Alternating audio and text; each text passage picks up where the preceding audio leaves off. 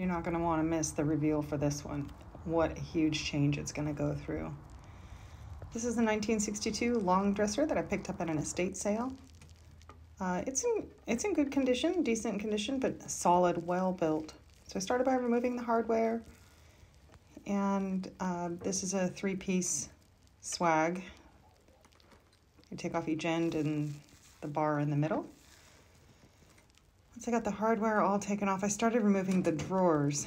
These are the single track style drawers that has one track down the middle and ball bearings. So you got to give it a good tug to get it out. And then as I remove each drawer, I also number them just to keep track of where they were, because they like to be in their place. And I started by cleaning. This is Crud Cutter degreaser that I'm using just to get everything cleaned up. Try and remove any of that residue from years of furniture polish and wax and things, fingerprints, and who knows what. It doesn't need much work, so I'm going to go ahead and just start scuff sanding. I do have a couple of places where there are some deep gouges. I was thinking of filling them, but I think I'm going to have to just sand them down. This is one of those areas that has a little bit of a big gouge, so I'm going to go ahead and sand it through. This is kind of a decision you have to make whether or not to fill it or sand it, because this will change the overall texture compared to what's next to it that has the varnish that you're just scuff sanding. And then when you break through that and you go all the way to bare wood, you're going to get some wood grain that's going to come through. So you'll see later where I'm going to have to address that. I'm just sanding everywhere. At this point, I feel like I'm just scuff sanding. I know we're going to strip the bottom, but while I was sanding, I discovered this. Look at that burl wood across the front. It was under a deep, dark stain, and you couldn't even tell. I'm going to come back and actually strip that entirely. So some of these areas I just do by hand because it's easier than trying to finagle sanders in there to get around these edges. And then the dreaded crumb catcher. Oh, I always have to sand these because there's just years of who knows what in that space. I sand it, I get it all cleaned out, but they never paint very well. So sometimes I fill them in entirely, but on this one I decided to keep it. I switched sanders to my Surf Prep, just does better on these drawers with the details and things. And I'm gonna continue stripping all the way, getting the feet and everything all the way down to bare wood. The sander did a lot, but of course I have to go in and do some hand sanding as well. And then getting up into those details, I wanted to do a lot of that by hand. I didn't want to break through that veneer. And before I put the drawers back in, time for a final clean. I'll remove this door. And whenever I remove the hinges on something like this, I always make sure I label them. I get these details off. Just a putty knife, a screwdriver, and a hammer. That's all you need. That one little nail is being quite stubborn. I finally got it out, yes. So once I get the hinges off, I always write on the part of the hinge that's going to go back against the wood.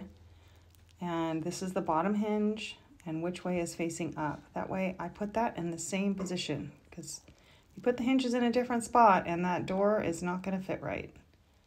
And you'll see that I numbered the drawer, and I also discovered the manufacture date on this, 1962. So just getting everything back in place. I like to paint with the drawers in.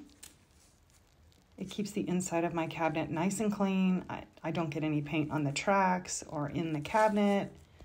And then all I have to do is go in and paint the edges of the drawer later. No, they don't stick. There's no paint getting into that space where the drawer meets the cabinet, so they don't stick. But here I just have to tape off the area where you would grab that drawer. Now I'm taping off my beautiful burl wood so we can keep that. And here's a good trick for you. Aluminum foil. It's so great for covering legs. It just molds right around. I've tried all kinds of things, or, spend 10 minutes on each leg taping everything off, but aluminum foil, the bomb. Boom. And whenever I'm doing a long dresser like this one that's 6 feet long, I put up this large tent. This is a 12 by 12 easy up with sidewalls. This is all from Amazon. I will link it. I'll link it for you. But I can spray 3, 4, 5 pieces of furniture. Long dresser, no problem. So it is prime time. Let the transformation begin. This is so fun. I'm using a water-based primer here called Sticks. It's made by Insulex. I'll also link that for you. See that area? That is where I broke through the veneer, that varnish, excuse me. That's where I broke through the varnish. And here's that crumb catcher that, of course, never paints well. So I'll have to address that as well. And I'm going to do that with some caulking. But I don't want to fill it in completely because it is kind of the only detail that's on the top of this. So I wet it and then I just kind of massage it down into the crumb catcher, into that detail. So I want to be able to still see it afterwards, but I don't want to see all those crevices. So you can see now it's nice and uniform. I'm taking my sanding sponge now after everything's dry and just sanding everything down smooth. When you put the primer coat on, because I use a water-based primer coat, it raises the grain of everything and makes it feel a bit rough. So you've got to make sure that you sand. That's one of the most important coats to sand. And here goes the change. This is a custom color that I made for another piece that I did last year. It's a really interesting kind of a teal green blue, but I don't know what to call it, but it's a custom green. Isn't it beautiful? So here we are. I have mixed some wood filler and water to make a slurry, and I massaged it into that area, let it dry, and sanded it, and it filled that grain completely. So in between coats, here I am doing the details of the drawers. This is the only part that you have to do manually that the sprayer won't get. So spraying with the drawers in really is the best way, and then you just go back and paint those details. And this is the funnest part. After 2 coats of paint and top coat, I get to peel the tape and reveal that beautiful wood. Isn't this fun? I love the details of the raw wood. So I'm using Algonquin from Fusion Mineral Paint. You'll see that's a 5-to-1 ratio. So I have 5 parts water to 1 part paint.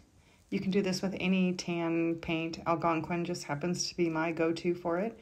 So I keep a little jar of it and I just shake it up real good and use it.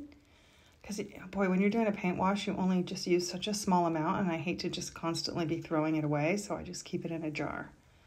But I have it so heavily diluted that I don't have to wipe it back. So I go ahead and just with a poly brush, it's just a little sponge brush, I just can put it on there evenly and let it just soak in.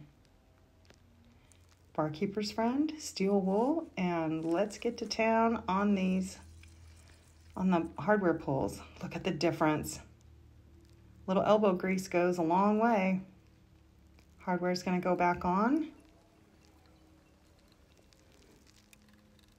Have to reinstall the door. Always the stressful part is this door going to close properly. And using a screwdriver with my left hand when I'm right-handed is always so much fun. But here we go. Yes, it fits. Okay, and a quick look back at where we started. Here we are with the final reveal. I hope you love it. This was really a fun transformation. I love to watch them go from dated to just stunning. Let me know what you think in the comments and be sure to follow for more.